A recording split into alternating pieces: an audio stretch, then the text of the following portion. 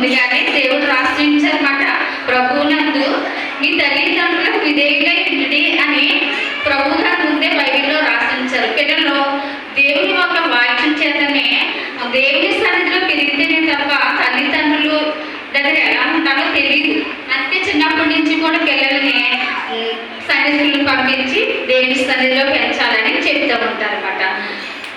మనకి మేలు కలగాలంటే తల్లిదండ్రుల మాట వినాలి, సన్మానించాలి. అలాగే సామెతల గ్రంథము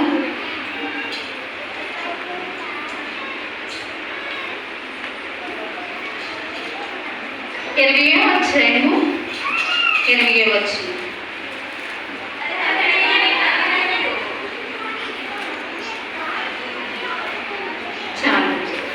తన తండ్రినైనను తల్లినైనను దూషించేవాడి దీపము కారు చీకట్లో ఆరిపోతుందంట. అయితే తల్లిదండ్రుల్ని మనం సన్మానిస్తే మనకు దీర్ఘాయువు కలుగుతుంది.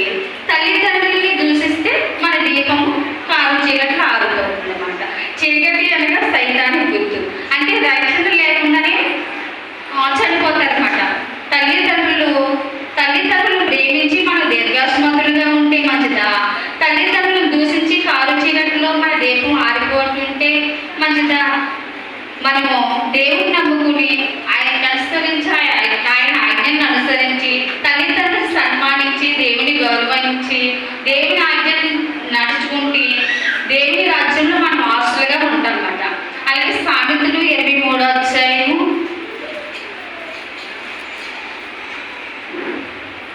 22, 24.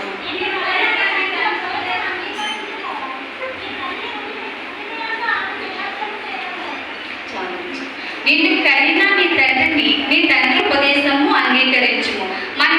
మన కన్న తండ్రి మాట మనం వినాలి. ఇప్పుడు మన తల్లిదండ్రులు మనకు మంచిగా చెప్తారు తప్ప చెడు చెప్పరు కదా.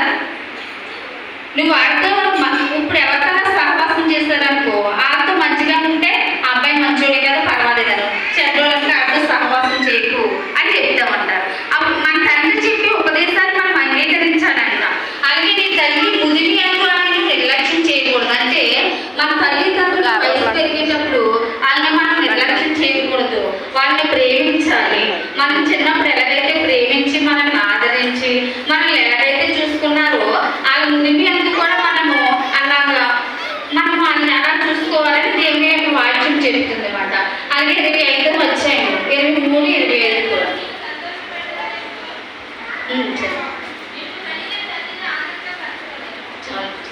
నీ తల్లిదండ్రులను నీవు సంతోషపడవలేను, నేను కనిన తల్లిని ఆనందపరచవలేను. మనము తల్లిదండ్రుల్ని సంతోషపరిచేవారిగా ఉండాలి, ఆనందపరిచేవారిగా ఉండాలి. ఎప్పుడు మన తల్లిదండ్రుల్ని మనం సంతోషపెట్టాలి, ఆనందపరచాలి. మనకి ఇప్పుడు తల్లిదండ్రులు మనకు వింటేనే తల్లిదండ్రులు మన ఎందుకు సంతోషిస్తారు కదా. మనము తల్లిదండ్రులు సంతోషపెట్టేవారిగా ఉండాలి. మన కన్న తల్లి మనల్ని ఎంత ప్రేమిస్తుందో అంతకంటే ఎక్కువగా మనము తల్లిదండ్రుల్ని ప్రేమించాలి అని దేవుని యొక్క వాక్యం చెబుతుంది. మనం దేవుని యొక్క వాక్యంలో నడుచుకోవాలన్నమాట. అలాగే ద్వితీయోపదేశ కాండము 5:16 అధ్యాయం కూర్చు.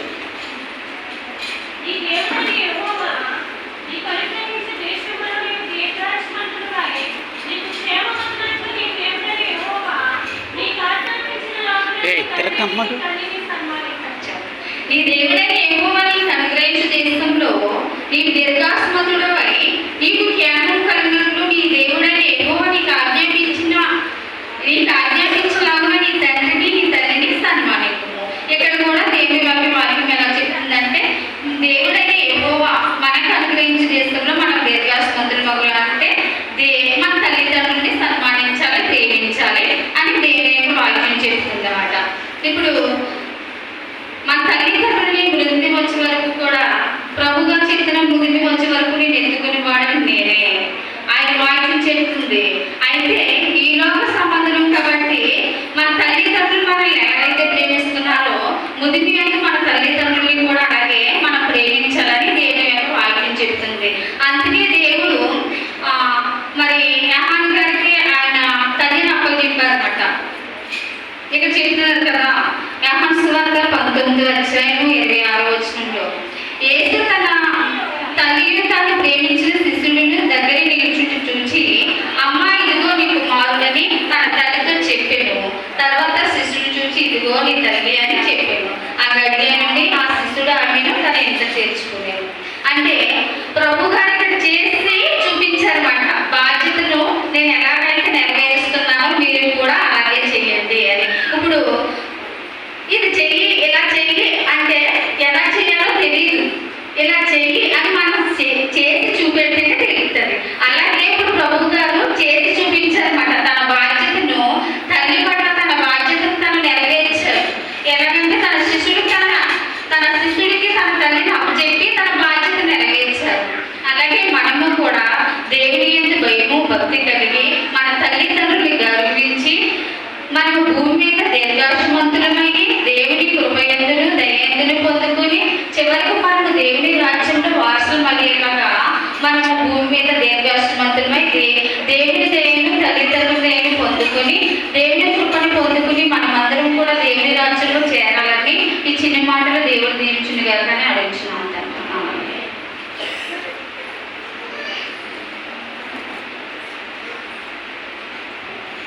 దేవుని నామానికి మహిమ కలుగును గాక. మూడవ మాటగా వాక్య వివరణ చేసిన సహోదరి పద్మావతికి రచనండి. దేవుడు వారిని నానాటికి ఆశీర్వదించి ప్రతి సమస్య నుంచి విడిపించును గాక. ఆమేన్, ఆమేన్. దేవుని నామానికి మహిమ కలుగును గాక. హల్లెలూయా, హల్లెలూయా. నిద్రపోతున్న వాళ్ళందరం చేద్దాం హల్లెలూయా, హల్లెలూయా. మధ్యాహ్నం అయిపోయింది, పడుకుంటున్నారు.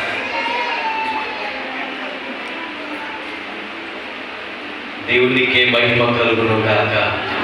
ఆమేన్, ఆమేన్. చెప్పాలి ఆమేన్, హల్లెలూయా, హల్లెలూయా. అద్భుతమైన మాట. నీ తల్లిని తండ్రిని సన్మానించాలి. యేసు ప్రభువు వారు చివరి గడియలలో ఉన్నప్పుడు శిలువలో మన కొరకు ప్రాణం అర్పించే సమయంలో ఆయన బాధ్యతను ఆయన మరిచిపోలేదు.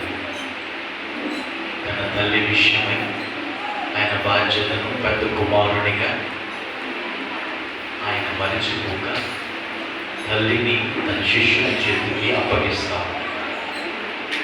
మంచి వివరణించారు దేవుడు. పద్మ గారిని దేవుడు ఆశీర్వదించునుగా. చిన్న ప్రార్థన చెప్పబడిన మాట. తండ్రి, మీ కుమార్తె నిలబెట్టుకుని అద్భుతమైన వాడుకొని దాన్ని బట్టి వందనాలు ప్రభావ. మీ కుమార్తెను నానాటికి నీ పరీక్షలు బహుగిరివిగా వాడుకునుగా. మరలా 2 సంవత్సరాల తర్వాత మీ సన్నిధానంలో నిలబడి వాక్య ప్రకటన చేయడానికి మీరు చూపిన కృపను బట్టి వందనాలు. అయ్యా, నీ రాకడ వచ్చేంత వరకు నీ కుమార్తె నీవు సాక్షిగా ఈ వర్తమానాన్ని ప్రకటిస్తూ అనేకులను ఆత్మీయులకు నడిపించునుగాక. నీ కుమార్తె ద్వారా బోధించబడిన ప్రతి మాట కూడా మా అందరికీ ప్రవర్తిస్తుంది. ప్రతి మాట మా జీవితాల్లో కార్యములు కలుగజేసి నూతన అడుగులు నడిపించుకును గాక. ఆమేన్. మరి సమయంలో చరణం పాడుకుంటున్నా.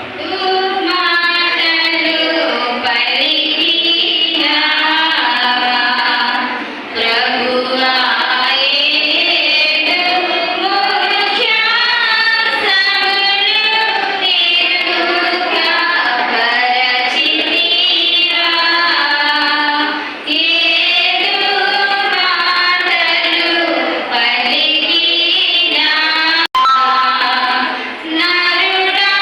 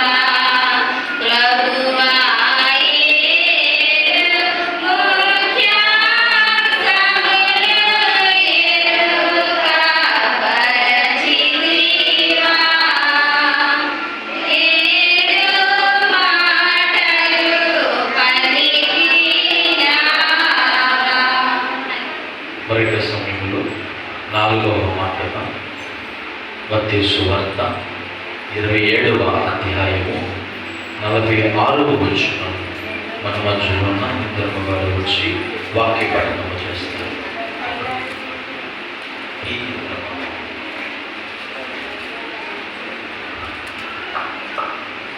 మత్తయి సువార్త 27వ అధ్యాయం 46 ఇంచుమించు 3 గంటలప్పుడు యేసు ఏలి ఏలి లామా సబక్తాని బిగ్గరగా కేకవేశాడు. ఆ మాటకు నా దేవా నన్ను ఎందుకు చేయవిడిచిందని భావించు. ఈ మాట కొరకై వాక్య వివరణ కొరకై మన మధ్యలో ఉన్న సుగుణమ్మ గారు వచ్చి ప్రార్థన చేస్తారు.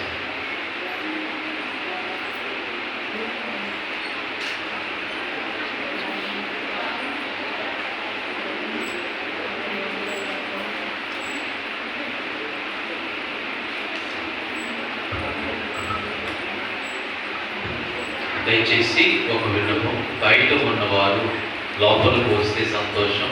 ఎందుకంటే ఇంకొక గంట మాత్రమే, ఇంకొక గంట దేవుని సన్నిధిలో ఉంటే మీకు ఆశీర్వాదం. దయచేసి ప్రార్థన చేసినప్పుడు కూడా ప్రార్థన ఏకీభవించండి. ప్రార్థన చేసుకున్నామండి.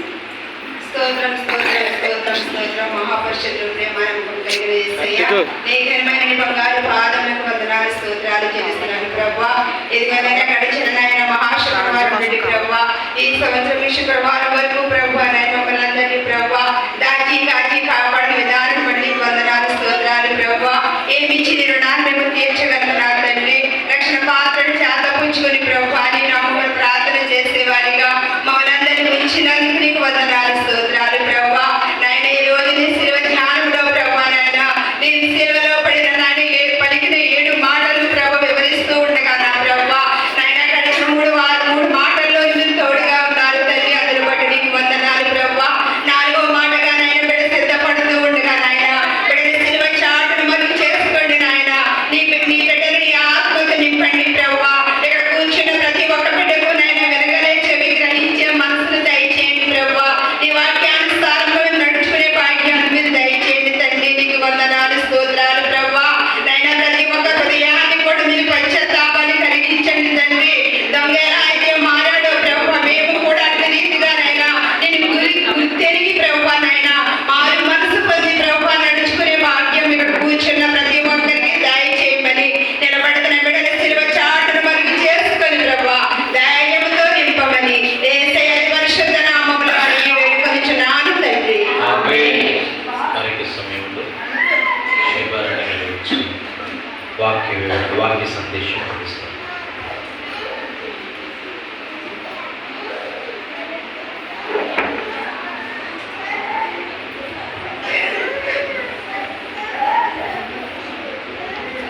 ముందుగా నన్ను నిలబెట్టిన దేవాది దేవుని వందనాలు.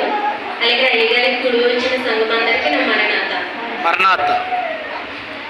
దేవుడు పలికిన 4వ మాట అండి, నా దేవా నన్ను ఎందుకు చెయ్యి విడిచితివి. దేవుడు ముందుగా 7 మాటలు పలికి ఉన్నాడు దేవుడు సిలువలో. అయితే 3 మాటలు తన చుట్టూ ప్రక్కన ఉన్న వారి కొరకు మాట్లాడారు.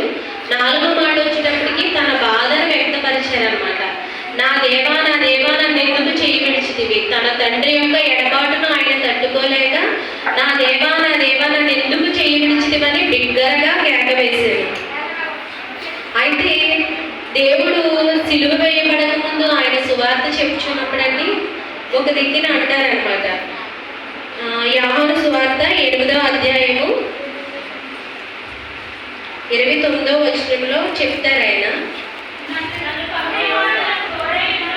5వ మాట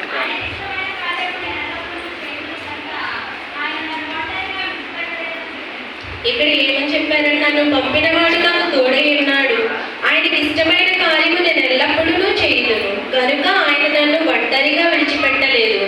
అంటే దేవుడు ఆయనను పంపించిన తండ్రి అయిన దేవుడు ఆయనకు తోడుగా ఉన్నాడు. ఆయనకి ఇష్టమైన కార్యము ఎల్లప్పుడూ చేస్తున్నారు కాబట్టి ఆయన ఒంటరిగా ఎప్పుడు విడిచిపెట్టలేదు. కానీ ఇప్పుడు 4వ మాటకు వచ్చినప్పటికీ తండ్రి అయిన దేవుడు ఎందుకు ఒంటరిగా విడిచిపెట్టాడు, దేవుడిని ఎందుకు ఒంటరిగా విడిచిపెట్టాడు అని అంటే, మనందరి అతిక్రమములు మనందరి పాపములు ఆయనపై మోపబడి చేయబడినవి గనుక ఆయన్ని తండ్రి అయిన దేవుడు విడిచిపెట్టాడు. ఆ ఎడబాటును ఆయన తట్టుకోలేక నా దేవా నన్ను ఎందుకు చెయ్యి విడిచితివని బిగ్గరగా కేక వేశారనమాట. అయితే పేతురు గారు ఆయన ఎరుకలు అని మూడు సార్లు అబద్ధం ఆడతారు. అప్పుడు ఆయన నోరు తెరవలేదు. అలాగే ఇస్కరియోతు యోధా గారు 30 వెండి నాణములకు ఆయన అమ్మివేస్తారు. అప్పుడు కూడా ఆయన నోరు తెరవలేదు. అలాగే తన దగ్గర ఉన్న శిష్యులు, ఆయన తెలిసిన వారు, ఆయన ఎక్కడికి వెళ్ళినా సరే తన సువార్తను తన ప్రతి విషయంలో కూడా మంచిని అందరికీ బోధించే దేవుడు, ఉపమాన రీతిగా ఎన్నో భావాలు ప్రజలందరికీ చెప్పిన దేవుడు. అక్కడ ఉన్న వారందరికీ కూడా తెలుసు ఆయన ఏ పాపము చేయలేదని. పిడిగుద్దులు గుద్దినప్పుడు కూడా ఆయన నోరు తెరవలేదు. 30 వెండి నాణాలకి ఇస్కరియోతు యోధా అమ్మినప్పుడు కూడా ఆయన నోరు తెరవలేదు. అలాగే 150 కేజీల సిలువను ఆయన మోస్తున్నప్పుడు కూడా ఆయన నోరు తెరవలేదు. 39 కొరడా దెబ్బలు తిన్నప్పుడు కూడా ఆయన నోరు తెరవలేదు. ఎందుకు ఇప్పుడు నోరు తెరిచి బిగ్గరగా అరిచారనంటే తన తండ్రి యొక్క ఎడబాటును ఆయన భరించలేకపోయారు అనమాట. అయితే ఎందుకు తండ్రి విడిచిపెట్టాడు అని అంటే యెషయా గ్రంథము 53వ అధ్యాయము 6వ వచనంలో చూస్తే,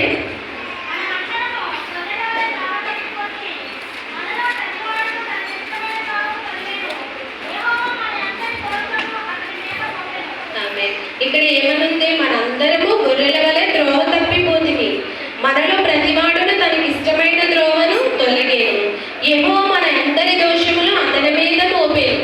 దేవుడు మనందరి పాపములు, మనందరము గొర్రెల వలె త్రోవ తప్పిపోతుంది, మనం చేసిన అతిక్రమములు, పాపములు అన్నీ కూడా యేసయ్య భుజముల మీద యేసయ్యపై వేయడం వల్ల తండ్రి అయిన దేవుడు ఆయనను విడిచిపెట్టాడు. మనందరి పాపముల వలన ఆయన తండ్రి ఆయనను విడిచిపెట్టాడు అనమాట. అయితే దేవుడు మనందరి కొరకు తను తాను తగ్గించుకుని ఈ లోకమునకు వచ్చి మనందరి పాపముల కొరకు ఇంతలో చేశారంటే ఆయన ప్రేమను ఆయన చూపించారు మన మీద. అయితే 2 కొరింథీ 5వ అధ్యాయము 21వ వచనంలో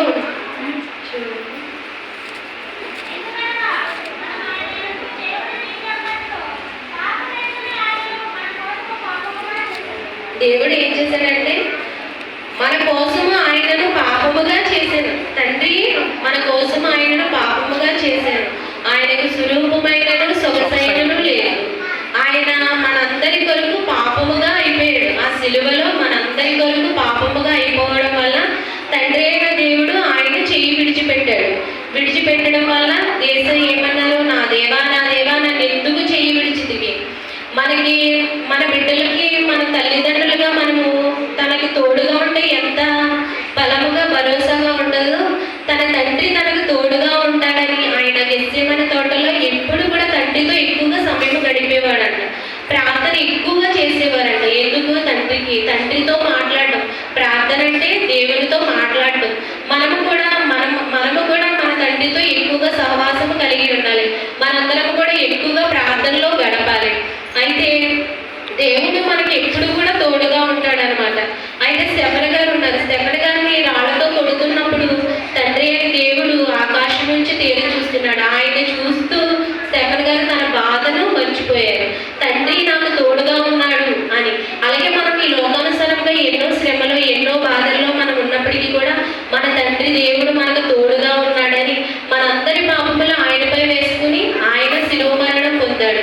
మనందరి పాపముల కనుక ఆయన బలి అయిపోయారు. అయితే మనకేమనిచ్చాడు? మనకి మాత్రం తోడుగా ఉన్న దేవుడు అనమాట. షడ్రకు మేషక అబేద్నెగోలను అగ్ని గంధకములో కాల్చివేస్తున్నప్పుడు దేవుడు వారి మధ్యన నుంచున్నారనమాట. ఎందుకు? ఆయన నమ్ముకున్న బిడ్డలు ఆయన ఎన్నడూ కూడా విడిచిపెట్టాడు. వారి మధ్యన నుండి 4వ వ్యక్తిగా ఆయన కనబడ్డాడు అనమాట. శ్రమలో దేవుడు ఎవరికైనా తోడుగా ఉంటాడు. అలాగే సంసోను గారు ఉన్నారు. దేవుడు ఆయన్ని తన యొక్క బలము చేత తన జుట్టులో తన బలం ఉంటుంది. కానీ ఆయన ఏం చేశాడు? దేవుడు ఇచ్చిన బలాన్ని పోగొట్టుకున్నాడు. పోగొట్టుకోవడం వల్ల దేవుడు అతన్ని అంటే విడిచిపెట్టాడు, ఎడబాసాడు. న్యాయాధిపతుల గ్రంథము 16వ అధ్యాయం 20వ వచనంలో ఉంటుందండి. దేవుడు ఆయన్ని సంసోన్ని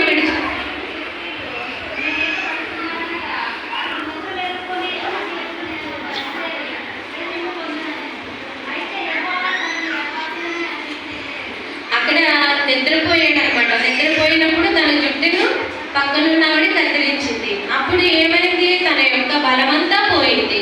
పోవడం వల్ల దేవుడు అక్కడ ఏం చేశాడు? ఎడబాసాడు. అంటే అతన్ని విడిచిపెట్టేశాడు.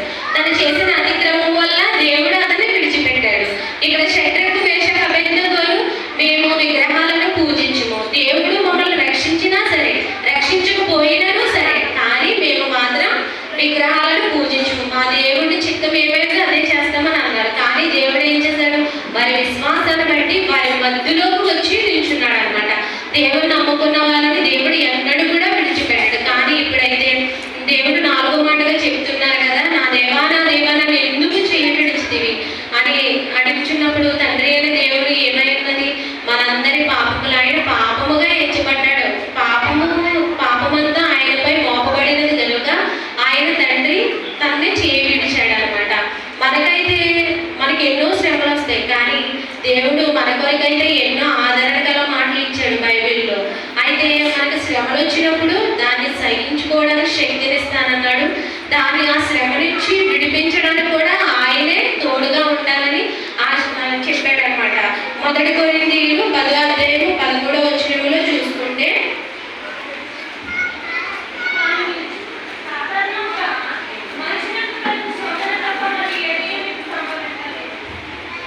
సాధారణముగా మనుషులకు కలుగు శోధన తప్ప మరి ఏదీ మీకు సంభవింపలేదు. దేవుడు నమ్మదగిన వాడు. మీరు సహింపగలిగినంత కంటే ఎక్కువగా ఆయన మిమ్మల్ని శోధింపబడనీయడు. అంతేకాదు, సహింపగలుగుటకు ఆయన శోధనతో కూడా తప్పించుకుని మార్గమును కలుగజేయను. ఇక్కడ దేవుడు ఎంత గొప్ప దేవుడు అంటే, మనకి సాధారణంగా మనుషులకు వచ్చే శోధన తప్ప మరి ఏది మనకు కలగదంట. మనకు ఒక గాయమైందనుకోండి, ఆ గాయము మనం ఎంతైతే సహించుకుంటామో అంత బాధే వస్తుందంట, అంతకు మించి బాధ రాదంట. నేనైతే అలాగే అనుకుంటానండి. నాకు ఏదైనా బాధ వచ్చిందనుకో, నేను ఎంత సహించుకుంటానో అంతే ఇస్తాం, అంతకు మించి వెనుక ఇవ్వలేవు ప్రభు అని అనుకుంటాను. అయితే మనకి ఏ సమస్య వచ్చినా మనం ఎంతైతే ఆర్థికంగా అయినా ఆరోగ్యంగా అయినా ఏ పరిస్థితులైనా మనకి ఎంతైతే శ్రమ వస్తుందో అంతే దేవుడిస్తాడు. అంతకు మించి ఇంచు కూడా ఎక్కువ. పైగా దాని నుంచి తప్పించుకోవడానికి మార్గము కూడా ఆయన సిద్ధపరుస్తానన్నాడు. ఎంత భరోసాగా దేవుడు మనకి ఎంతో అండగా ఉన్నాడు. అయితే మనందరం ఏం చేయాలి? ఆయన ఇష్టానుసారంగా, దేవుడు తన తండ్రికి ఇష్టానుసారంగా ఈ లోకంలో ఎలాగైతే జీవించి ఉన్నారో, మానవులుగా పుట్టి మనలాంటి స్వభావం కలిగి ఉండి దేవుడు ఎంతగా తండ్రితో ఎక్కువగా సమయం గడిపేవాడంట. మనమందరం కూడా దేవుని సన్నిధిలో ఎక్కువగా సమయం గడిపి దేవుడిని ఎల్లప్పుడూ స్తుతించుకుంటూ ఉంటూ తండ్రి అయిన దేవుడు ఎలా అయితే ఎడబడ్డాడో అలాగా మనం ఎప్పుడు కూడా విడువబడకోమంట. శద్రకు మేషకు అబేద్నెగోలు ఎలాగైతే దేవుని యందు నిలకడగా ఉండి శ్రమలో కూడా దేవుడు మాకు తోడుకుంటాడని ఎలాగైతే విశ్వాసంతో ఉన్నారో, మనందరం కూడా అట్టి విశ్వాసంలో ఉండాలని కోరుకుంటూ ఈ చిన్ని మాటలు దేవుడు దీవించును గాక. ఆమేన్. చిన్న ప్రార్థన చేస్తానండి. స్తోత్రం మహాపరిశుద్ధుడ మహాగరుడ ప్రభువా, ఈ ఘనమైన పాదములకు బంగారు పాదములకు లెక్కలేని స్తుతి స్తోత్రాలు చెల్లించుకుంటున్నాం తండ్రి. ప్రభా సిలువను కూర్చిన వార్త ప్రభా, నశించుచున్న వారికి వెలుతనం కానీ రక్షింపబడుచున్న మాకు గొప్ప శక్తిని సెలవించి ఉన్నావు ప్రభా. మేమందరం శక్తిహీనుల వలె వచ్చి ఉన్నామేమో నా తండ్రి. ఈ సిలువను కూర్చిన వార్తతో ప్రభు మేమందరం శక్తి పొందుకోగల కృపను మా అందరికి దయచేయమని అడుగుతున్నాం తండ్రి. దేవా నాయన, ఇక్కడ ఉన్న ప్రతి బిడ్డకు తోడుగా ఉండండి ప్రభా. నీ వాక్యములు చెప్పుచున్న ప్రభా, ప్రతి మాటలో కూడా నీవే తోడుగా ఉండండి ప్రభా. నీ ఆత్మానుసారమైన జీవితాలు మా అందరికీ దయచేయమని ప్రభా. తండ్రి యొక్క ఎడబాటులను ఎలాగైతే ప్రభా తట్టుకోలేకపోయావో ప్రభా, ఏసే మేము ఎప్పుడు కూడా అటువంటి ఎడబాటును కలిగి ఉండగా నాయన నీకు సమీపముగా నీకు దగ్గరగా ఉండగల కృపా భాగ్యము నాకు మాకు మా అందరికీ దయచేయమని నజరేయుడైన యేసు నామమున అడిగి వేడుకొనుచున్నాను తండ్రి. ఆమేన్.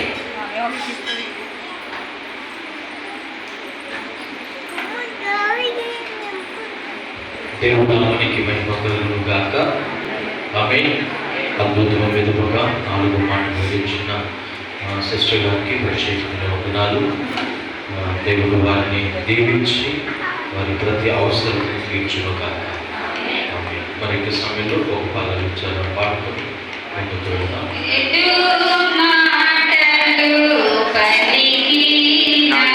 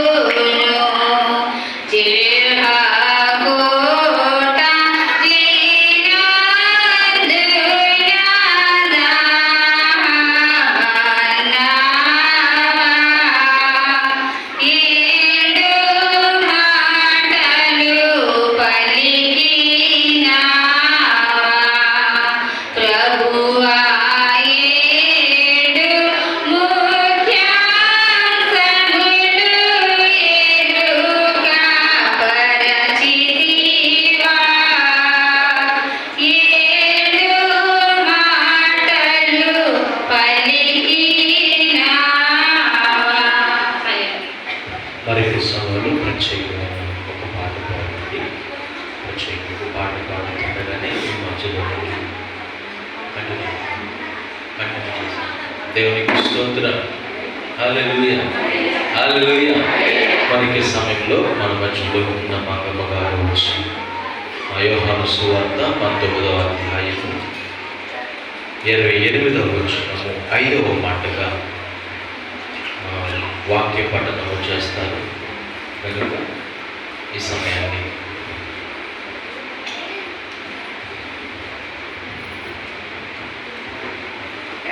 వార్త 19వ అధ్యాయం 28వ వచనం.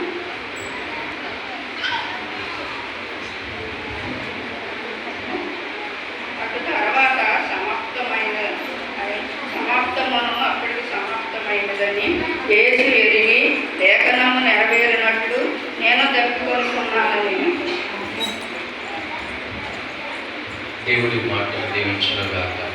ఆమేన్. ఈ వాక్య పఠన నిమిత్తమై మన మధ్యలో ఉన్న లీలా గారు వచ్చి ప్రార్థన చేస్తారు.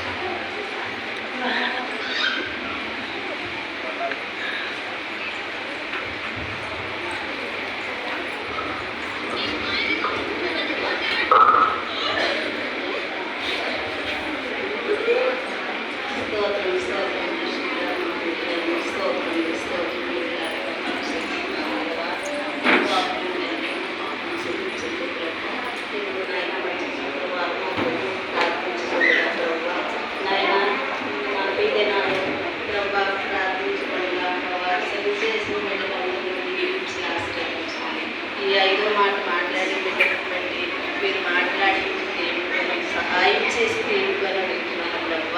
ఆ బిడ్డతో మీరు మాట్లాడండి. మీ అందమైన వర్తమానం మాకు అందించమని మా ఎదురు మీ నైనా నిండి కుండలాగా ఎగిరినట్టు మాకు అవకాశం ఇచ్చినందుకు చెల్లించుకుంటున్నాను ప్రభావ. నా ప్రార్థన ఆలకించమని, ఈ ప్రార్థన ఆలకించి ఈ ప్రార్థనలో పొరపాటు క్షమించమని మీరు అతనైనా చేస్తున్నాము. మరి ఈ సమయంలో మన మధ్యలో ఉన్న వరలక్ష్మి గారు వచ్చి వాక్య సందేశం అందిస్తారు.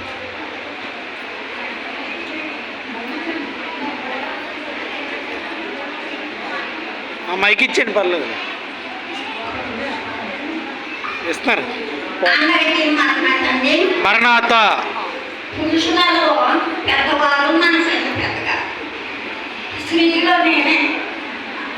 ఎందుకో మన చెన్నై గారు 7 మాటల గురించి ఎవరు చెప్తారంటుంటే ఏటో నా హృదయం ఉత్సాహం వచ్చి మరి తప్పుకొంటున్నాను అన్న దాని గురించి నేను చెప్తానని చెయ్యిస్తానని. అయితే అప్పుడు నుండి కూడా నన్ను సైతాను బలహీనత పడుతూ ఉంది. నేనండి మీకు చెప్పక్కర్లేదు కానీ చిన్నప్పటి నుంచి కూడా సినిమా పాటలే కాదు, దేవుని పాటలే కాదు, నిజంగా ఎలాగైతే ఉందో పాట పాడాలని కాదు కానీ దాని అంతటా అదే వచ్చారు. మళ్ళీ ఎలాగంటే 12 సంవత్సరాల పిల్లలాగా వస్తుంది. వచ్చేదాన్ని అపవాది సహించలేక నా పళ్ళన్నీ కూడా కొట్టేస్తాయి. నా పెదాలు కూడా సడలింపు లేవు. అయినా దేవుడు అంటే ఇష్టం కనుక ఆయన గురించి ఏదో ఒకటి చెప్పాలన్నమాట.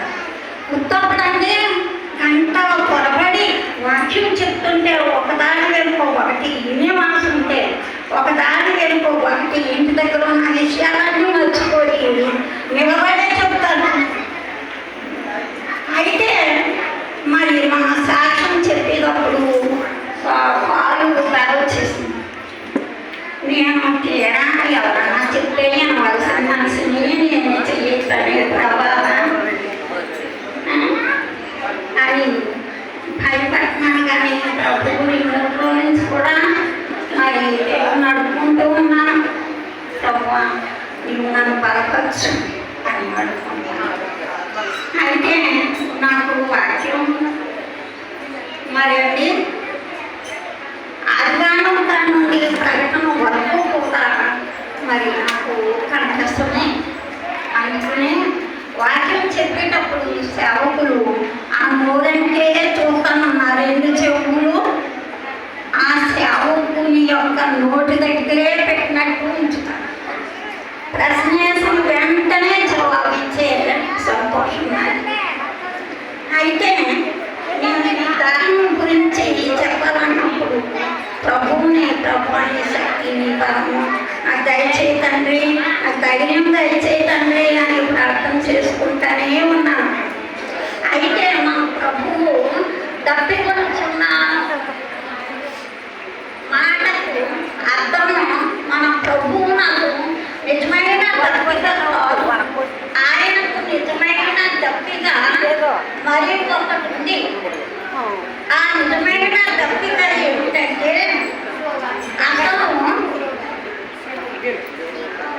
అసలు భూమికి ఆజ్ఞ ఇచ్చిన ఎడల చక్రవర్తి కింద అయిపోయే ఆయన శివులో మంచినీళ్ళు అడిగినప్పుడు భూమి చక్రవర్తుల కింద అయిపోయే ఆయన భూమిని అడిగితే కనుక భూమిలో నుండి నీళ్లు పైకి ఊపికి పైపులో నీళ్లు వచ్చినట్టుగా ఆయన నోట్లో పోతారు. అలాగే మేఘంలో కూడా దేవుడు నీళ్లను మిడికపరచాడు, అది మనకి కనపడవు. మేఘమునకు ఆజ్ఞ ఇచ్చిన మేఘము కూడా అయ్యో నా తండ్రి తప్పికొని ఉన్నాడని, నా తండ్రి నన్ను అడుగుతున్నాడని ఆ మేఘం కూడా మరి ఆయన ఒక్క తిప్పుకొని అంత సన్నదార పోయిగా కదమ్మా, అంత సన్నదార పోయిగమ్మా మేఘం. అయితే మరి ఆయన దప్పికేదంటే అమ్మ ఆయన చెప్పినట్టుగా నడుచుకోవాలి. ఆయన వచ్చిన ఆజ్ఞలు, విధులు, కట్టడం, శాసనములు, నియమముల ప్రకారంగా భయభక్తులు కలిగి జీవిస్తే కనుక అసలు శిశువైన దాహం అదే. ఆయన చెప్పినట్టుగా నడుచుకుంటే కనుక ఆయనకి దాహం తీరిపోతుంది, అది అసలైన దాహం. ఆయనకి మనుషులు కావాలమ్మా, ఆయనే జీవనది, ఆయనే జీవకాలం. అయితే ఈ నీళ్ళు అడిగినప్పుడు మరి నేను కూడా కొన్ని విషయాలు ప్రభువు నాకు బయలుపరిచారు. నేను ఒకవేళ హీనత్వంగా ఉంటాను, అడుగుని మనిషిలాగా ఉంటాను. నేను కొడితే పడి మనిషిలాగా, తిడితే పడి మనిషిలాగా, ఎవరైనా బాధ కలిగిన మాటలు అంటే సహించుకుని మనిషిలాగా కనపడతాను. అయితే నా మనసు మాకు చిన్నప్పటి నుండి తల్లిదండ్రులు నేను అసలు ఎరగను. అయితే మా తల్లిదండ్రులు భయములోను భక్తిలోను కత్తితో కర్రతో భయం చెప్పి మమ్మల్ని భద్రంగా పెంచలేదు. కానీ దేవుడే నాకు 5వ సంవత్సరం కాడి నుండి కనపడతా ఉండేవారు. అయితే నేను దైవానికి తీసుకుపోయేదాన్ని. 6వ తరగతిలోకి వెళ్ళిన తర్వాత ఒకనాడండి హాస్టల్లో అరుగుల అచ్చమ్మ, ఆ హాస్టల్లో తారీఖు కూడా చదువుకున్నా. అప్పుడు పాస్కి వచ్చేటప్పుడు 4 లెక్కొట్టుకుని వచ్చేవాడు. ఒకనాడు దేవుని యొక్క ప్రణాళిక ఏముందో కానీ మరి నేను ఒక్కదాన్నే వచ్చాను. మళ్ళా వరంగా ఎక్కేసాక తూర్పున ఒక అరేకం ఉంటుందండి, నక్షత్రం అరేకం ఉంటుంది, 5 కోణాలు కలిగి ఉంది. వెంటనే చూడగానే నాకు ఆశ్చర్యం వేసింది. అయితే ఒక గంట చూసి సంతోషపడి లోపలికి వెళ్ళిపోయి పడుకున్నాను. అప్పుడు ప్రభు స్వరం వస్తుందండి, అమ్మా ఇప్పుడు నేను చూసిన నక్షత్రం బలం వంటి కుమారుడు బాలయేసు నీకు అర్థము ఉదయిస్తానని చెప్పారు. అప్పుడు 10వ సంవత్సరం ఏమర్థం అవుతుంది? అయితే ప్రభు ఈనాటికి ఆ కార్యాన్ని జరిగించాలి. అయితే దాహము అనగా ఆయన వైపుకు తిరగాలి, ఆయన తప్పు తిరగాలి, ఆయన విధేయులై ఉండాలి, ఆయన్ని మిక్కులుగా ప్రేమించాలి. మరి ఎక్కువగా ఏ వస్తువునైనా, ఇల్లునైనా, పిల్లలనైనా, భర్తనైనా, భార్యనైనా, ఎవరినైనా ఎక్కువగా ప్రేమిస్తే అది నీ ఎదుట లేకుండా నేను తీసివేయను అని చెప్పారు. అంత ప్రేమ ఎవరి మీద ఉండాలంటే నా మీదే ఉండాలి. నా కట్టడలు, నా విధులు, నా భయభక్తి కలిగి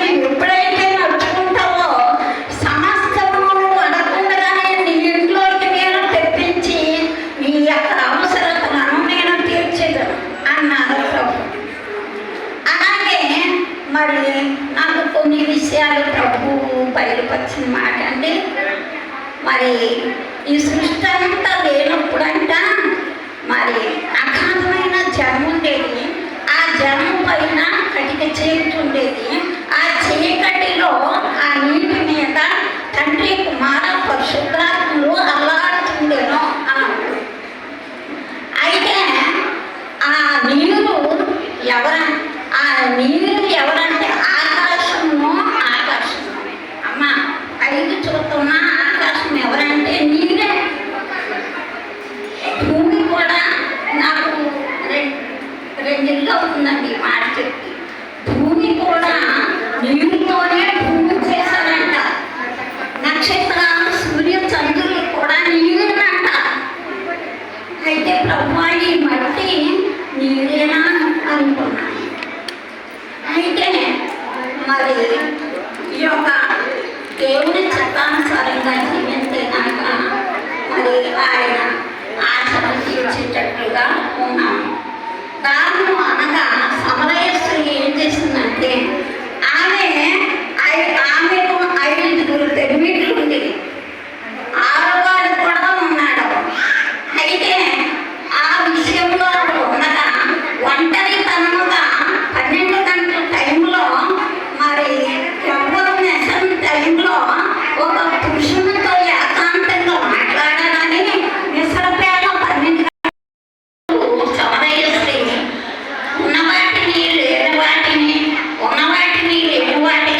వాటిని ఉన్నవాటిగా చెప్పుచున్నా అక్కడ యొక్క మెస్సయ్య ఉన్నాడు అని ఆ పట్టణంలోకి పరిగెత్తుకెళ్ళి జనాలందరికీ చెప్పగా వారు ఊరంతా పరిగెత్తుకొచ్చి ప్రభు యొక్క రక్షణ మాటలను విని ఆ ఊరంతా రక్షణ పొందుకున్నారు. అంటే ప్రభువు మరి వారి యొక్క ఆత్మల దాహమును తీర్చింది సమరయస్త్రీ అని ఎక్కువగానండి. ప్రభువు మనం చెడుని విసర్జించాలి, మంచిని చేపట్టాలి. మరి ఇవన్నీ విసర్జింటే కడకి దొరికింది మనకి గిఫ్ట్ ఏంటంటే పరలోకం చేశారు. మరి ఆయన తలటికి తీయేశారు. ఆయన మేస పట్టుకుని ఆగేశారు. ఆయన గడ్డ మట్టుకుని తీయేశారు. ఎంత కాదండి, మొక్క మీద కామెకిచ్చి మూసారు. మరి ఎంత యవనస్తులు మరి చుట్టూ వాళ్ళే గుడ్డి నిన్ను ఎవరు కొట్టారో చెప్పుకో, నువ్వు దేవుడిని అంటున్నావు కదా అని ఎదురుముగా వచ్చి అడిగేవారు. ఎంత చిత్రవచనం పొంది ప్రభువు మనకి రక్షణ ఇచ్చారు. మరి ఈ కొద్ది వాక్యం ప్రభు దీవించుగాక.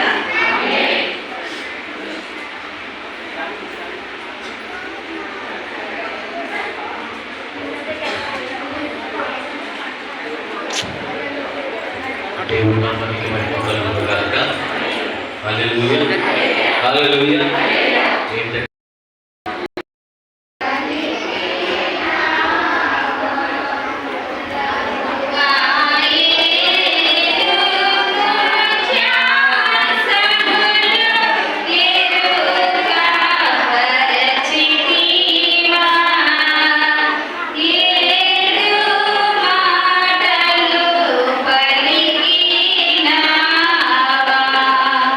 పాపులా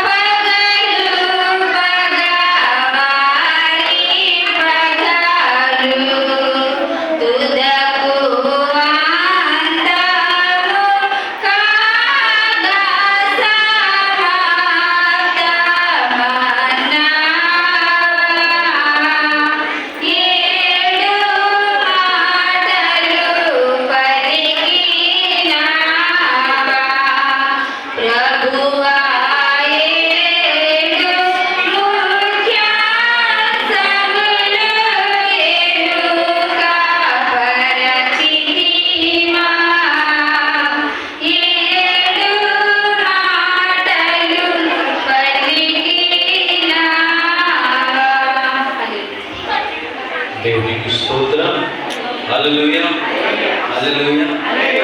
ఇక్కడ గ్లాసులు ఉంటే అవి మీ దగ్గరే భద్రంగా ఉంచుకోండి. ఇంకొద్ది సేపట్లో ముగించబడుతుంది కనుక జాగ్రత్తగా ఇంకొక 2 మాటలు. 6వ మాటగా మన మధ్యలో ఉన్న శిరీష గారు వచ్చి యోహాను సువార్త 19వ అధ్యాయం 30వ వచనాన్ని వాక్య పఠనం చేస్తారు.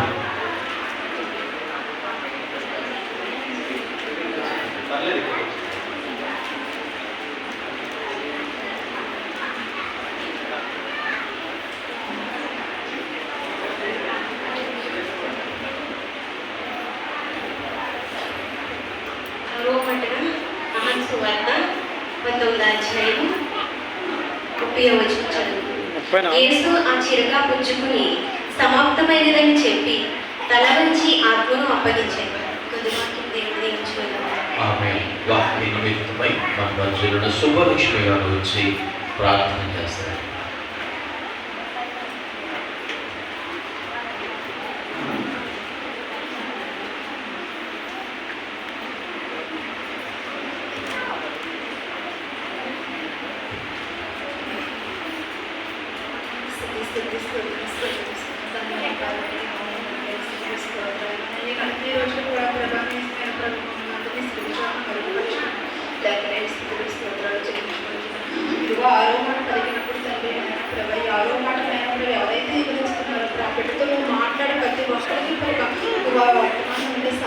డాడీ కొంచెం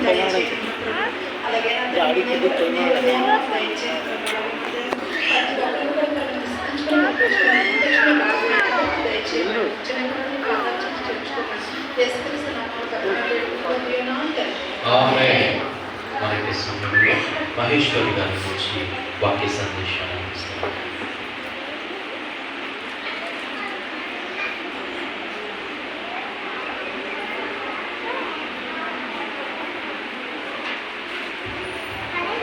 ముందుగా నేను నిలబెట్టిన దేవాది దేవునికి ఎన్నో వందనాలు. కూడి వచ్చిన పాస్టర్ గారికి, సంఘానికి కూడా నా హృదయపూర్వక వందనాలు. చిన్న ప్రార్థన చేసుకుందాం.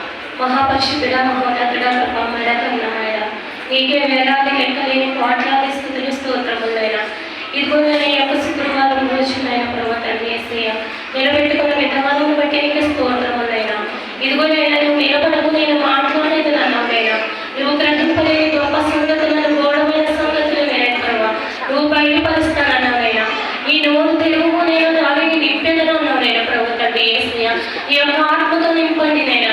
మాట్లాడేది నేను కాదు నేను ప్రభా, మీరే నేను ప్రభా, నాలో ఉంది నేను ప్రభా, మీరే మాట్లాడేది నేను ప్రభు తండ్రి యేసయ్య. ఈ వాక్యం ద్వారా నేను ప్రభు తండ్రి యేసయ్య, మీరే నేను ప్రభా, ఈ యొక్క జ్ఞానంతో నన్ను నింపమని నేను ప్రభా, ఈ యొక్క ఆత్మతో నన్ను నడిపించుకొని నేను ప్రభా, ఈ యొక్క కొద్ది ప్రార్థన మీ పాద సన్నిధికి చేర్చుకోమని యేసు పరిశుద్ధ నామాన్ని బట్టి అడిగి వేడుకలు పొందుకున్నాము తండ్రి. ఆరవ మాటగా సమాప్తమైనది. యోహాను రాసిన సువార్త 19వ అధ్యాయము 30వ వచనం.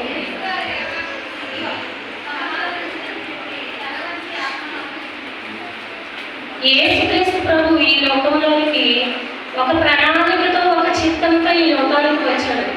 అందులో యేసు ఆ చెరక పుచ్చుకొని సమాప్తమైనది అని చెప్పాడు. సమాప్తమైనది అనే మాట, సమాప్తము అనగా ముగింపు లేదా పరిపూర్ణము లేదా సంపూర్ణము. మొదటిగా క్షమాపణ గురించి యేసుక్రీస్తు ప్రభు మాట్లాడాడు. రెండవ మాట రక్షణ గురించి మాట్లాడాడు.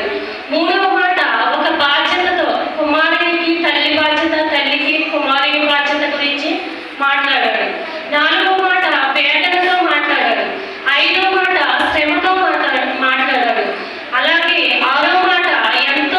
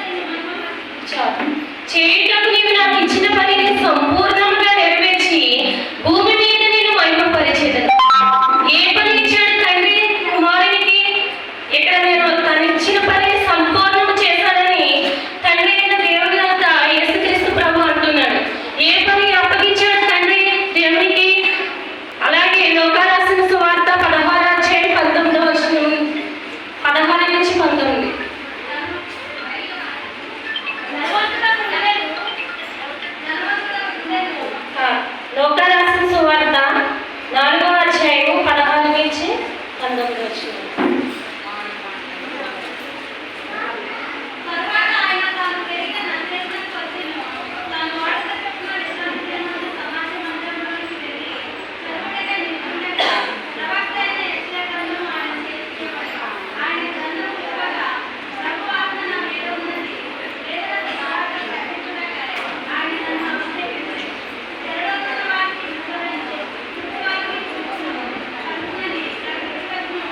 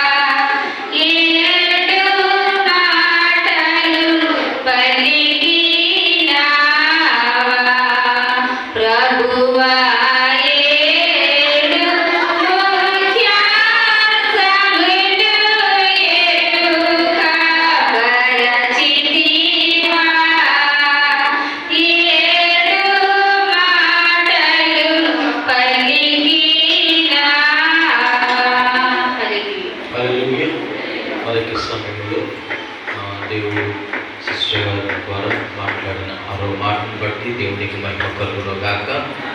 ఆమె దేని గురించి చెప్పారు? సమాప్తమైన. దేని గురించి? ఏమి సమాప్తమైందని చెప్పారు? తండ్రి తనకి ఇచ్చిన బాధ్యతను సంపూర్ణంగా చేశాడు. మీరు చెప్పకూడదు, వెనకాల చెప్పాలి. యవనస్తులు ఉన్నారనుకుంటా. దేవుడికి స్తోత్రం. చెప్పండి అన్న, దేనికి సమాప్తమైనది?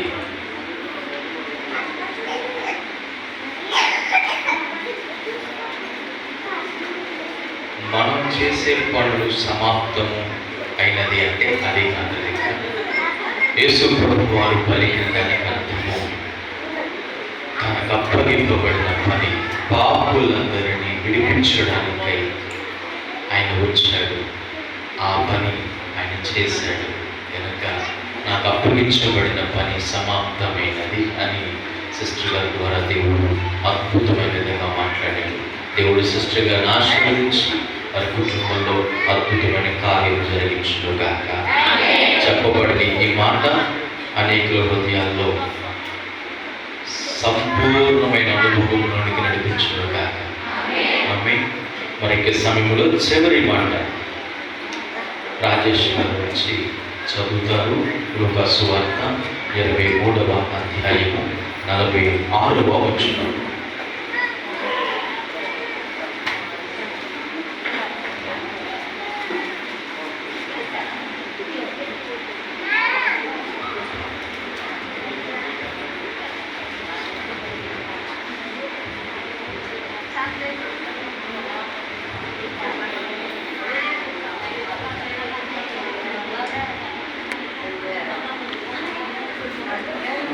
మన ప్రభువైన యేసుక్రీస్తు శిలువపై పలికిన యుగం మాట. లూకా సువార్త 23వ అధ్యాయం 46వ వచనం. అప్పుడు యేసు గొప్ప శబ్దంతో కేక వేసి, తండ్రి, నీ చేతికి నా ఆత్మను అప్పగించుకుంటున్నానని ఆయన ఎలాగో చెప్పి ప్రాణం విడిచాడు. దేవుడి వాక్యమును దీవించుగాక. మన విధముగా దేవదాసు గారు వచ్చి ప్రార్థన చేస్తారు. అతని గారు వచ్చి ప్రార్థన చేస్తారు.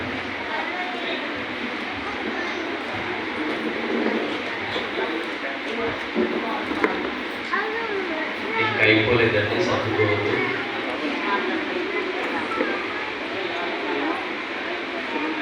ఇంకొక మాట ఉంది, 5 నిమిషాలు వెళ్ళిపోవాలి.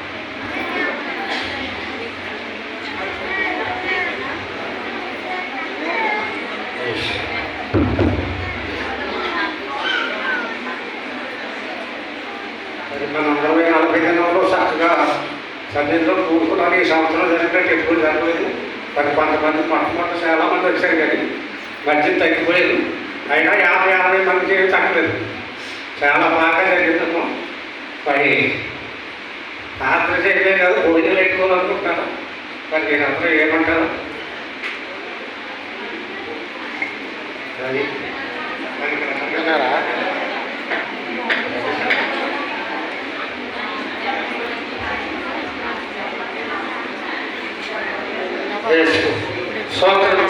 స్తోత్రం మహాపరిశుద్ధుడు మహాగ్రంథమైన దేవ, నీకే వందనాలు, స్తోత్రాలు ప్రభు. ఆయన ఘనముగా జరిగించినందుకు మీకు వేలాది వందనాలు తండ్రి. ఇక్కడ వీడలో మాట్లాడిన మాటలు బట్టి నీకు దీవించాడు ప్రభు. ఆ బిడ్డలు ఇంకా భరించి అభివృద్ధి పొందినగా నీ సహాయం నీకు ఉపదేశించాడు తండ్రి. ఆ విధంగా ఒక క్షణం గడితే 10,000 శాతం చదువుతావు దేవా, నీకు స్తోత్రం తండ్రి. ఏ బిడ్డ ఏ సమస్యతో వచ్చారో, ఏ బిడ్డ ఏ పనులతో వచ్చారో, ఎవరైతే ఏ కోరికతో వచ్చారో తండ్రి, వారి కోరికలకి నెరవేర్చడు తండ్రి. ఈ 40 దినంలో ఆయన మీ బిడ్డల సన్నిధిలో ఓడాడుతున్నారు తండ్రి. ఆయన నీకే వందనాలు, స్తోత్రాలు ప్రభు. ఆయన మరి ఇక్కడ చేసిన ప్రార్థనలన్నింటినీ కూడా మీ సన్నిధికి చేర్చుకోండి. ఆయన నీకే వందనాలు తండ్రి. ఆయన ప్రభువు చేసిన కార్యాలన్నీ మన కంటి కనపడం మనిషికి దోషులు కదా తండ్రి. అలాగే ప్రభు బిడ్డలందరూ అది సోమవారం శుక్రవారం కూడా బిడ్డలందరూ కూడుకుని ఆమెలో కూతురు సకల ఆనందం జరిగే కుటుంబాలకు దయచేయండి. ఆయన నీకు వందనాలు తండ్రి. మా గురించి ప్రభు ఈ చెరు ధ్యానంలో పడి ఉన్నావు దేవా. మీ కార్యములు అంతం శుక్రవారం మాకు స్వతంత్ర కలిగింది దేవా. నీకే స్తోత్రము స్తోత్రము తండ్రి. ఈ తెలుగు సాధనని తెలుసుకుని ప్రతి బిడ్డకే ఈ ఆస్వాదించమని నేను చేసిన ప్రార్థన మీ సన్నిధి చేసుకోమని నేను కష్టంలో ప్రార్థించి పెట్టుకున్నాం తండ్రి. పెద్దలకు ప్రత్యేకమైన వందనాలండి. మరొక సమయంలో కొన్ని మాటలు మనం జ్ఞాపకం చేస్తుందా. నేను ఎక్కువ సమయం తీసుకోను, కొద్ది సమయం తీసుకుంటాను. ఇప్పటికీ 5 గంటలకు పైగా దేవుని సన్నిధిలో కూర్చున్నారు. దేవుడు మీ అందరినీ దీవించును కాక. దేవుడు మీకు ఓపికను మరింత 2 గంటలు ఇచ్చును కాక. అయితే 5 వరకు కూర్చుంటాం. దేవునికి స్తోత్రం. హల్లెలూయా, హల్లెలూయా. ఇక్కడ మొదటి మాట ఒకసారి నాకు త్వరగా చెప్తారా? ఆ 7 మాటలు ఒక్క నిమిషం ఒక్కొక్క మాట చెప్పుకొని ముగించాను. చివరి మాట క్లుప్తంగా చెప్తాను, 2 మాటలు చెప్తాను. మా జాగ్రత్తగా వినాలి. మొదటి మాట, ఏమి క్షమించండి. ఒక మాట ఏంటంటే, మనం ఏం చేస్తున్నామో మనకు తెలియదు కాబట్టి, ఏంటది మనం ఏమి చేస్తున్నాము, మనం ఎలా ప్రవర్తిస్తున్నాము, ఎలా మాట్లాడుతున్నాము, ఎలాగో నడుస్తున్నామో మనకు తెలియదు కనుక ఆయనకు అప్పగించుకుంటే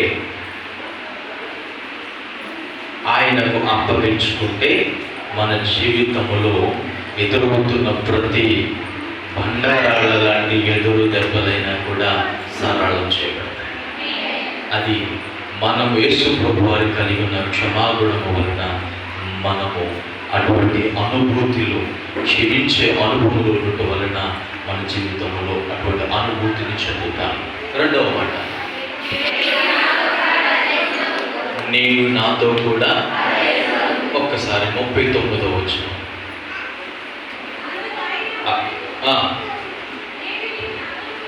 39వ వచనం. ఒక్క నిమిషం. ఒక్కరు వేలాడు తీయబడిన నెరస్తులలో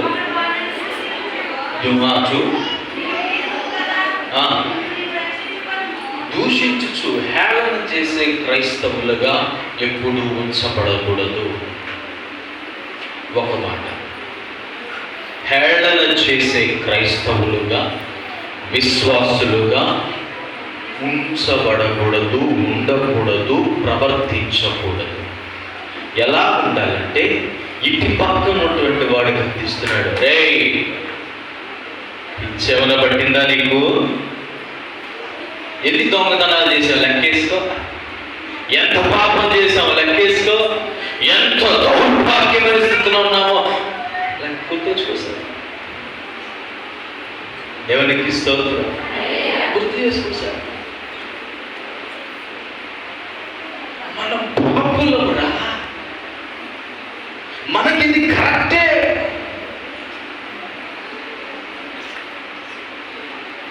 కానీ ఆయన ఏ పాపం చేయలేదు. నన్ను జ్ఞాపకం చేసుకోవాలి.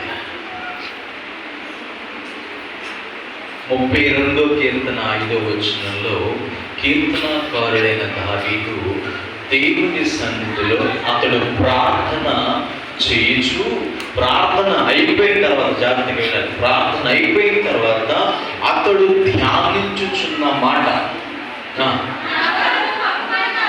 నా దోషములను కప్పుకొనక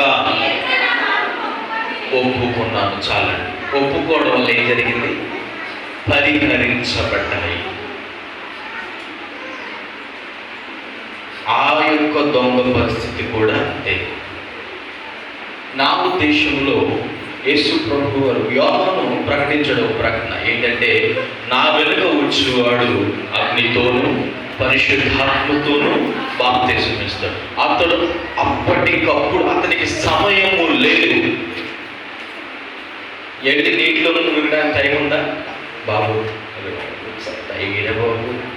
ఏమండి సార్, టైం ఏమండి సార్? ఒక్కసారి యేసు ప్రభు నన్ను వదిలిపెట్టి ఆయన తీసుకెళ్ళి నీళ్ళలో నుంచి తీసుకొస్తాడు, మళ్ళీ సిలిపెట్టేస్తాను అన్నాడా?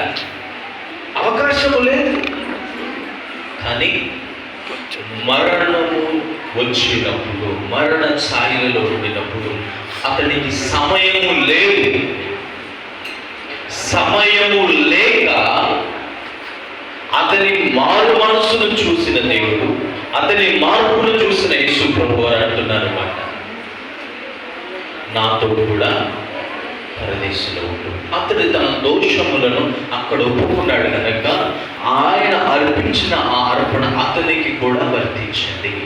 ఇంకొక మాట నా ఉద్దేశంలో చెప్పాను కదా, అంటే నేను వాక్యం ధ్యానించేటప్పుడు నాకు ఒక ప్రేరేపణ. ఆ ప్రేరేపణ ఏంటంటే, ఇతడును పరిశుద్ధాత్మతో అగ్నితో బాప్తిసం తీసుకున్నాడు కనుక, పరిశుద్ధాత్మ దేవుని అనుభూతిని చెందాడు కనుక అతడు దేవుని రాజ్యంలో జ్ఞాపకం చేయబడ్డాడు. దేవునికి స్తోత్రం. హల్లెలూయా, హల్లెలూయా. అటువంటి విధమైన ఒప్పుకోలు కావాలి. ఒప్పుకోకపోతే పరిహారము చెల్లించు. మూడవ మాట, అమ్మా ఇదిగో నీ కుమారుడు, ఇదిగో నీ తల్లి. అమ్మగారు చెప్పారు, అమ్మా ఇదిగో కుమారుడు. తల్లిదండ్రులను సన్మానించడం అనేది గొప్ప ఆశీర్వాదం. యేసు ప్రభు వారు తన బాధ్యతనైనా మర్చిపోయారు. చాలా మంది బాధ్యతలు మర్చిపోయి తిరిగి వారు చాలా మంది ఉన్నారు. త్రాగు వచ్చి తల్లిదండ్రులను హింసించేవారు ఉన్నారు. నేను ఒక వీడియో చూశాను, మందుకు డబ్బులు ఇవ్వలేదని తండ్రిని నరికేశాడు.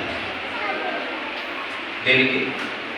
మందు తాగడానికి డబ్బులు ఇవ్వట్లేదని చెప్పేసి తండ్రిని కత్తి పెట్టి నరికేశాడు. ఎంత దౌర్భాగ్యం, ఎంత భయంకరమైన పరిస్థితిలో ఉన్న ఈ సమాజం వల్ల ఒకసారి ఆలోచించు. సన్మానించవలసిన పిల్లలే ఆయుష్తోనూ ఆరోగ్యములతోనూ కుటుంబములతోనూ అంటారు కదా, సంతోషమైన దినములు గడపవలసిన పిల్లలే తల్లిదండ్రులకు శాపముగా మార్చబడుతుంది, విధేయత లేని పిల్లలుగా మార్చబడుతుంది. కానీ యేసు ప్రభు వారు పిల్లలైన వారికి తమ తల్లిదండ్రుల మీద ఒక బాధ్యతను చూపిస్తూ పలుకుచున్నమాట, నేను వెళ్ళినప్పటికీ నా బాధ్యత ఇక్కడ తీర్చబడింది. తండ్రి అప్పగించబడిన బాధ్యత తీర్చబడింది, కానీ ఇదిగో నా తల్లి బాధ్యత తీర్చబడింది. అమ్మా ఇదిగో నీ కుమారుడు, నాన్న ఇదిగో నీ తల్లి. ఒక బాధ్యత, కుటుంబపు పట్ల బాధ్యత, తల్లి మీద బాధ్యత, తండ్రి మీద బాధ్యత. ఏ యవనస్తునికి, ఏ కుటుంబంలో నడిపించుతున్న ఏ వ్యక్తికైనా, ఏ గొప్ప వ్యక్తికైనా సరే, డబ్బున్నా మేడలున్నా ఎంత ఉన్నా కానీ తల్లిదండ్రుల మీద బాధ్యత లేకుండా ఉన్న వారికి దీర్ఘాయుషు.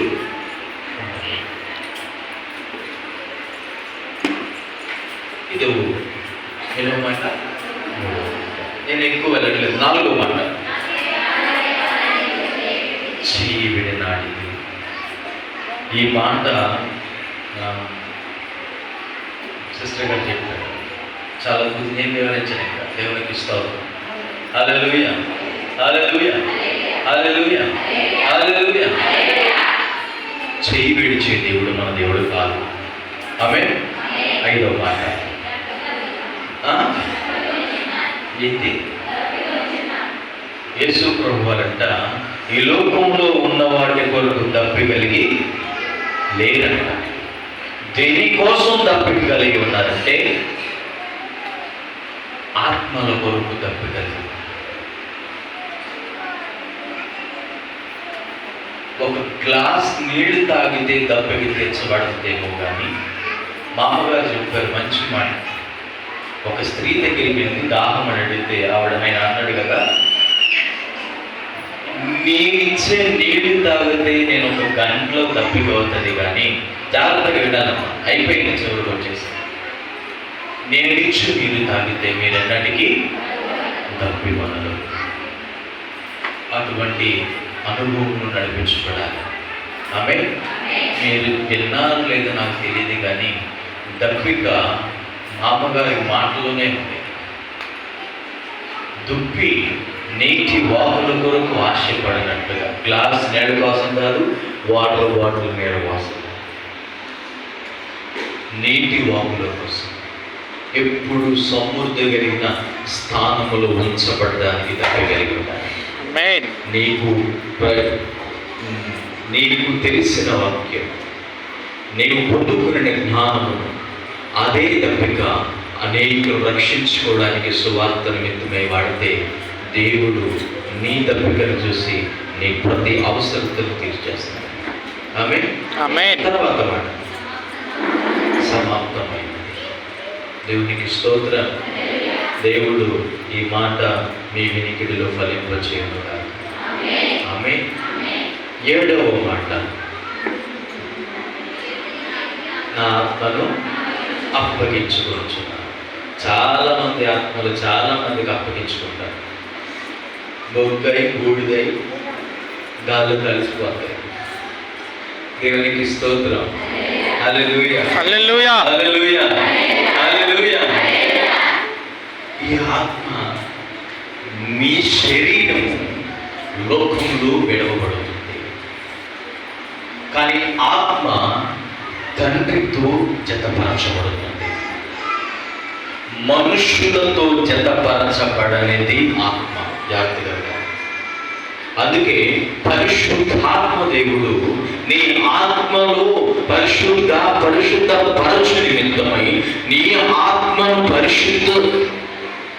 పరిశుద్ధాత్మ అనుభవంలో నడిపించు నిమిత్తమై ఆత్మీయమైన అనుభవాలు అంటారు. క్రైస్తవులు ఇప్పుడు ఆత్మీయులని మంచి ఆత్మీయులు మన వాళ్ళే పరిచయం చేస్తారు. అంటే వారి ఆత్మ స్వచ్ఛమైనది, వారి ఆత్మలో దేవుని వాక్యం ఉంది, వారు మంచి ప్రార్థనా పరులు, మంచి విశ్వాసులు, నమ్మకమైన వారు, దేవునిలో వర్ధిల్లుచున్నటువంటి వారు అని చెప్పేసి పరిచయం చేస్తూ ఉంటారు. కానీ ఇక్కడ దేవుని యేసు ప్రభువారు తనకు అప్పగించబడిన సమస్తమును నిర్వహించిన తర్వాత ఇక్కడ అంటున్న మాట, యేసు శబ్దముతో కేక వేసి, తండ్రి నీ చేతికి నా ఆత్మను అప్పగించుకోవచ్చు. తన ఆత్మను తండ్రికి అప్పగించుకున్నాడు. నేను మీకు ఒక వచనాన్ని చూపించాను ఆ ప్రకటన గ్రంథంలో. కొన్ని ఆత్మలు సముద్రంలో ఉన్నాయని, కొన్ని ఆత్మలు భూమిలో ఉన్నాయని, పరిశుద్ధత కలిగినది కనుక మరలా పునరుద్ధారణ శక్తి పొందుకొని అనేకులను పునరుద్ధారణ చేయడానికి, పునర్నిర్మాణములు చేయడానికి అనేకులకు మాదిరిగా కనపరచబడాలి కనుక, జాగ్రత్తగా వినాలి కనుక ఆ ఆత్మను దేవునికి అప్పగించుకో. ఇంకొక వ్యక్తిని చూస్తాం బైబిల్లో, స్టెఫెన్. గద్దించే వాక్యం చెప్తుంటే పళ్ళు కట్ట కొరుకుతున్నారంట. కొంతమంది పళ్ళు కదిలితే సౌండ్ బాక్స్ సౌండ్ కూడా అవసరం. దేవునికి స్తోత్రం. హల్లెలూయా. వెనకాల కూర్చొని యమనొస్తుంది, అక్కడ కొరికితే ఇక్కడ కనపడిందంట. నువ్వు యమనొస్తుండు, నా పళ్ళు నోట్లో రాళ్ళు వేస్తే పొడుమైపోవాలి. పెప్సిడెంట్గా ఏంటి కోల్గేట్ వాడండి, పళ్ళు గట్టి పడతాయి. పెప్సిడెంటా ప్రెసిడెంటా? పెప్సిడెంట్ వాడండి, ఇంకా గట్టి పడితే. మీ కోల్గేట్లు ఉప్పు ఉందా? దేవునికి స్తోత్రం. ఈ ఉప్పులు పప్పులు కాదు,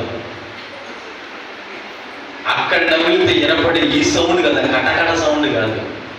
స్టెఫను వలె నిలబడి గద్దించుచు దేవుని ఆత్మతో మాట్లాడే ధైర్యులు యవనస్తులు కావాలి. ఆమేన్.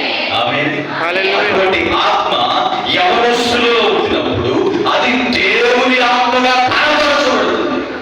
ఆ ఆత్మ ప్రకటన చేయించుండగా అనేక హృదయాలు కదిలించబడతాయి. అనేక మంది ఒప్పుకోలేక పాపములు, శాపములు, దండకాలు, ఇబ్బందులు ఉన్న వారికి ఎవరు చిన్నపిల్లడు వాక్యం చెప్పినా కట్ట కట్ట కట్ట కొరుకుతారు. మోస్తా జుట్టు వేసిపోయి వచ్చి ఇట్లా వచ్చినా నడవలేక వచ్చి చెప్పినా కట్ట కట్ట కొరుకుతానే ఉంటారు. ఈ కొరుకుడు మాత్రం మానదు, సడుగుడు మాత్రం మానదు.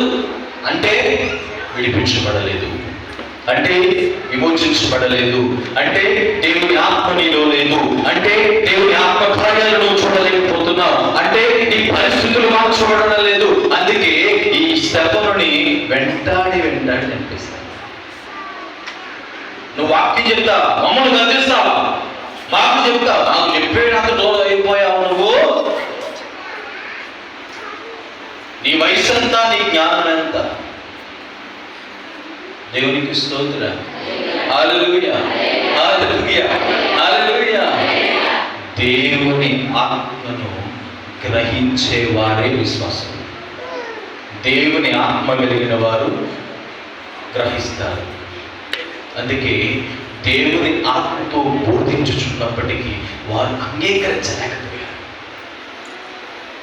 ఆయన అంటున్నాడు, తండ్రి నా ఆత్మని చేతికి అప్పగించుకొని. వీరేం చేస్తారు తెలియట్లేదు. పిచ్చి పట్టింది వీళ్ళకి అర్థం కావట్లేదు. నేను వీళ్ళకి మంచి చెప్తున్నానని వీళ్ళకి అర్థం కావట్లేదు. నా ఆత్మని చేతికి అపోస్తలుల కార్యాలు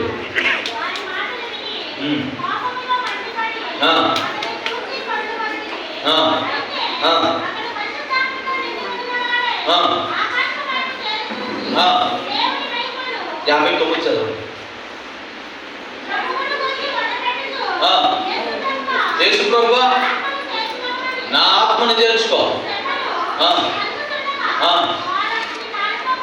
వరాలతో కొట్టారు. దేవునికి స్తోత్రం. తన ఆత్మను ఆయనకి చూడండి. కీర్తనలు 31:5 మాట ఉంది. చివరికి మాట చెప్పి నేను ముగించేస్తాను.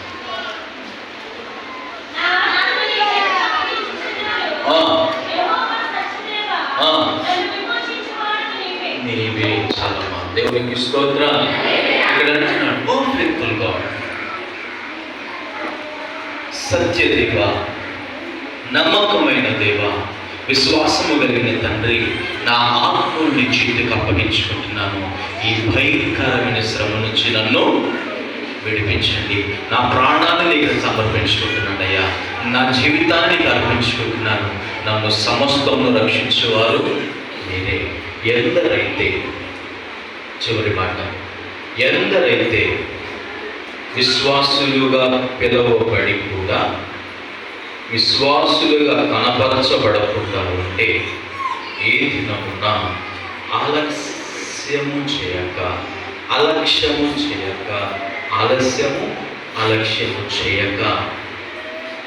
ఏం చేయాలి? బలిపీఠం వైపు కాళ్ళు చాపక,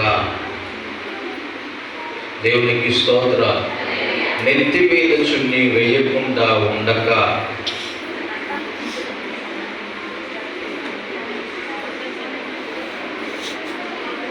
ప్రార్థనలు చేయడం మానక,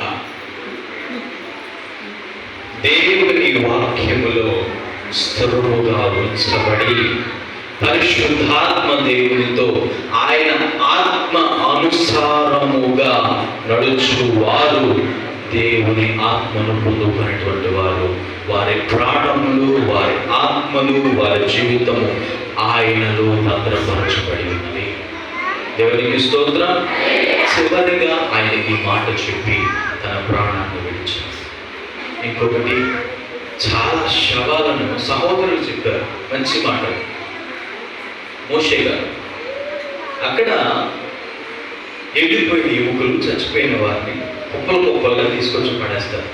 అది ఎటువంటి వారినంటే, సిలువ వేసిన తర్వాత వారిని వెలపెట్టి కొని విడిపించుకెళ్ళాలి. ఏం చేయాలి? విడిపించుకెళ్ళాలి, తీసుకువెళ్ళాలి. ఎవరన్నా తీసుకువెళ్ళకపోతే ఆ వ్యక్తిని ఆ యొక్క గుట్ట మీద వాడేస్తారు. అది కొళ్ళిపోయి అంటారు కదా, అనాథ సేవలని. కొంతమంది పురుగులు కూడా చచ్చిపోయాడు. సో వాళ్ళు చేసిన తప్పుకి ఎవరు ఆశ్రయించక, ఆదరణ చూపక పడవేయబడి స్థలము. కనీసం శవాన్ని కూడా వారు తాకనివ్వరు. కానీ యేసు ప్రభు వారిని వారు తీసుకొని వెళ్ళి సమాధి చేశారు. సిస్టర్ గారు చెప్పారు, అతి పరిశుద్ధ స్థలముకున్న తెర చించివేయబడింది. ఈ రోజున మనము అతి పరిశుద్ధమైన స్థలంలో నిలబడగలుగుతున్నామంటే ఆయన అర్పించిన ఆ ప్రాణము ఆయన పరిశుద్ధునిగా పరిశుద్ధాత్మ అనుభవములు పరిశుద్ధాత్మతో ఆయన ఆ ఆత్మనే మన కొరకు మనకు అనుగ్రహించి అటువంటి ఆత్మను మీరును కలిగి ఉండండి. ఆత్మ నడిపింపులో నడిపించబడండి. ఇంకొక మాట, యేసు ప్రభు వారు వెళ్ళిన తర్వాతే శిష్యులు మేడ గదిలో దేవుని ఆత్మను పొందుకున్నారు.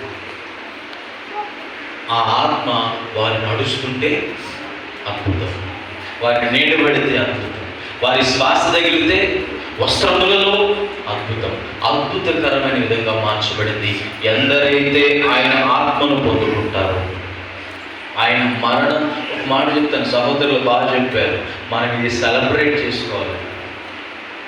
మీరేమో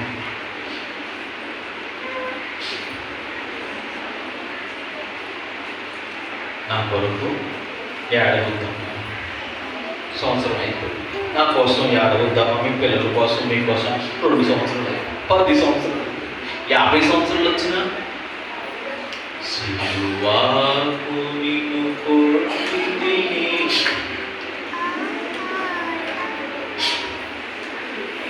దేవునికి స్తోత్రం, నాకు విడుదల వచ్చింది, నిన్ను విమోచించబడ్డాను. ఆయన పునరుద్ధానుడైనట్లుగా నేను నా పాపముల నుంచి పునరుద్ధరణ శక్తిని పొందుకుంటాను అనే ఆత్మతో నీవు ఆరాధన చేయాలి. ఆమేన్, ఆమేన్, ఆమేన్. ఈ పునరుద్ధరణ అనుభవంలో దేవుని ఆత్మతో 7 మాటలు ఆయన పలికిన 7 మాటలు, అలాగే ముఖ్యంగా 7 మాటలు 5 మాటలు వివరించిన 5గురిని దేవుడు 5 ఎంతలుగా, 50 ఎంతలుగా, 5,000 ఎంతలుగా, 5 కోట్ల ఎంతగా దీవించునుగా. ఆమేన్, ఆమేన్. మరి ఆరాధనలో ఇంకా రావాలి, మీరు కూడా ప్రకటన చేయాలి. ఎందుకంటే మనమందరం విశ్వాసులు కాదు, శిష్యులు. ఎవరు? శిష్యులు కనుక దేవుడు వెనుకటిలో వాక్యాన్ని ఫలింపచేసి చెప్పబడిన 7 మాటలు 7 అనుభవాలుగా మన జీవితంలో మన అన్ని వేళల్లో కూడా నడిపించబడును గాక. దేవుని వాక్యము దీవించును గాక.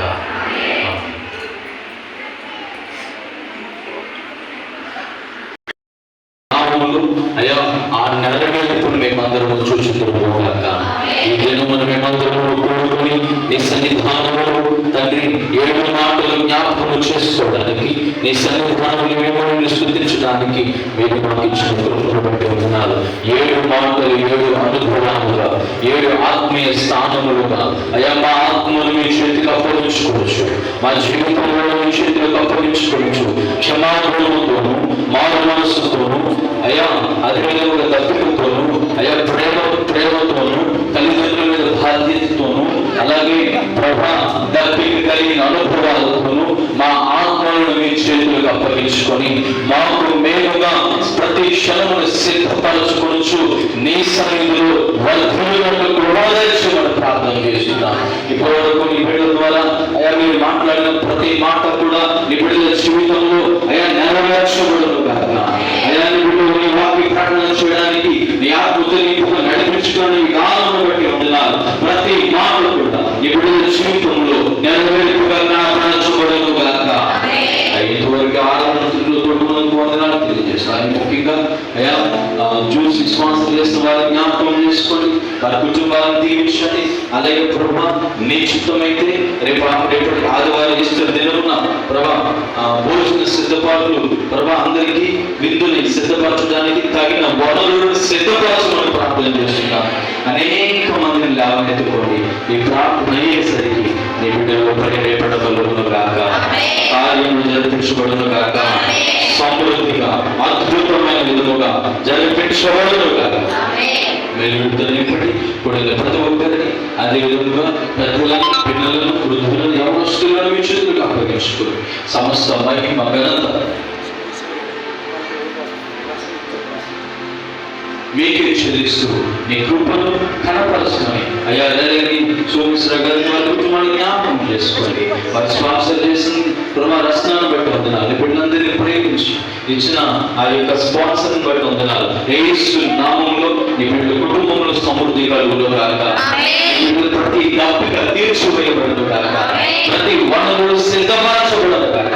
ఆ కుటుంబాన్ని ఆశీర్వదించండి, మేలుకరంగా ఉంచండి. అలాగే రేపు ఆదివారం జరుగుతున్న భోజన విందులో కూడా ఎవరైతే చేయగలుగుతా ఉన్నారో యేసు నామములో వారు నూరంతలుగా దీవించబడుదురు గాక, మేలు చేత తృప్తిపరచబడుదురు గాక.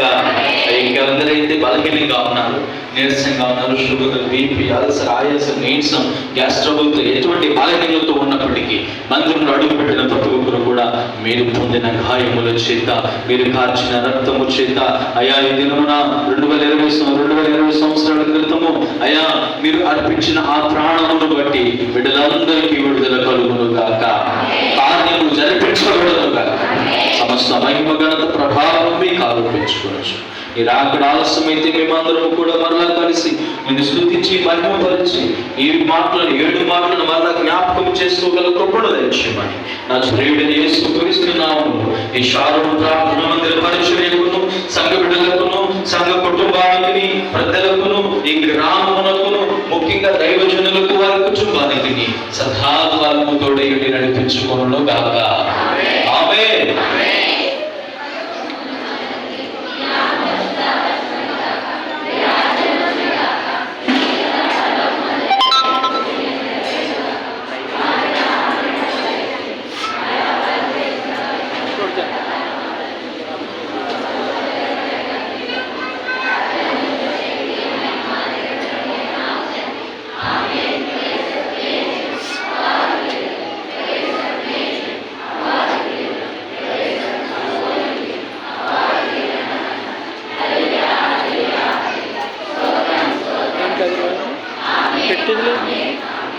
మన తండ్రి యొక్క ప్రేమయు, కుమారుని యొక్క కృపయు, పరిశుద్ధాత్మ దేవుని యొక్క అన్నింటి నిత్య సహవాసం ఎప్పుడు ఎల్లప్పుడూ సదాకాలంలో మీరు పొందిన గాయముల చేత, పలికిన 7 మాటల చేత, మీరు కార్చిన రక్తము చేత సమస్త విడుదల, క్షేమము, ఆరోగ్యం, కృప సంఘ బిడ్డలందరికీ కలుగును గాక.